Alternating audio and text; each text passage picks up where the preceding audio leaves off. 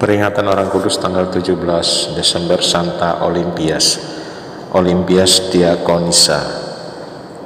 Santa Olympias lahir dan besar dalam sebuah keluarga bangsawan yang sangat berpengaruh di kota Konstantinopel. Ibunya seorang wanita bangsawan dari Yunani Antioquia bernama Alexandra, sementara ayahnya seorang ahli pidato yang kaya raya bernama Seleucus.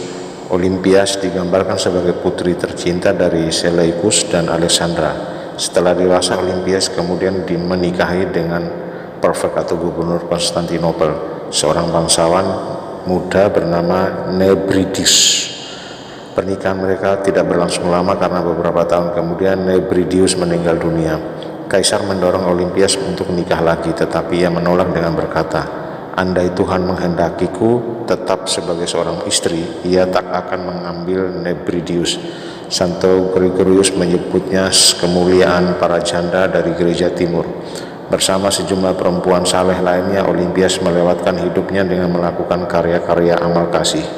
Ia berpakaian sederhana dan banyak berdoa. Dengan suka hati ia membagi-bagikan uangnya kepada mereka yang membutuhkannya. Dikatakan bahwa ia sangat-sangat dermawan sehingga Santo Yohanes Chrysostomus harus mengatakan kepadanya untuk berhati-hati dalam mendermakan hartanya.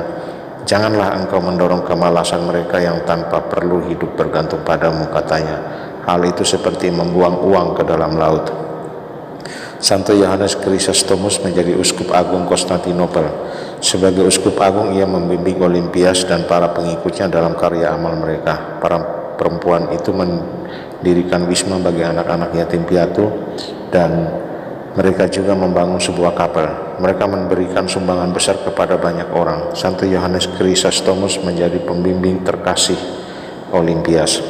Ketika uskup agung itu diasingkan, Olympias sangat berduka. Ia sendiri kemudian juga harus menanggung penderitaan aniaya. Komunitas para janda dan perempuan selibat yang dipimpinnya dipaksa menghentikan karya amal mereka.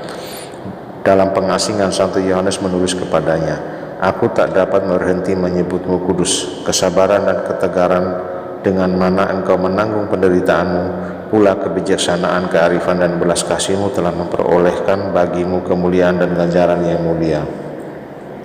Santa Olympias akhirnya juga ikut diasingkan tahun 404. Rumah dan segala miliknya yang tersisa disita dan ia menjalani sisa hidupnya dengan penuh penderitaan dalam pengasingan di Nikomedia. Putri bangsawan yang penuh belas kasih itu akhirnya kembali ke pangkuan Bapa di surga tanggal 25 Juli 408 akibat sakit yang berkepanjangan di pengasingannya. Orang menggambarkannya sebagai seorang wanita mengagumkan, bagai sebuah bejana berharga yang penuh Roh Kudus. Patung Santa Olympias menjadi salah satu dari 140 kolonade yang menghiasi lapangan Santo Petrus. Santa Olympia, doakanlah kami.